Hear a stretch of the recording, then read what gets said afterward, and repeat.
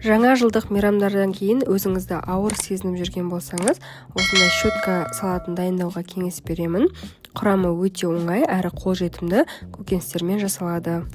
Ең алдымен капустаны жіңішке ұзынша соломка қылып турап алдым. Кішкене дәмін шығару үшін петрушка қостым.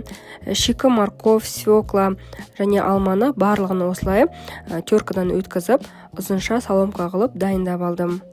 Бұл салат өте оңай дайындалады, әрі көп уақытыңызды алмайды, және бұл салатты жегеннен кейін өзіңізді жеңіл сезініп жүресіз. Барлық ингредиенттеріміз дайын, енді салатты араластыруға ыңғайлы болу үшін басқа ыдысқа салып алдым. Дәміне қарай тұз және 2 ас қасық зәйтүн майын қосып, барлығын жақсылап араластырамыз. Бұл щетка салаты қолжетімді ингредиенттерден дайындалады, әрі витаминге бай болып келеді. Егер сізге дұрыс тамақтану және салмақ тастау жайлы қызық болса, менің каналыма тіркелуді ұмытпаңыздар. Мен оңай әрі қолжетімді ПП рецепттермен бөлісемін.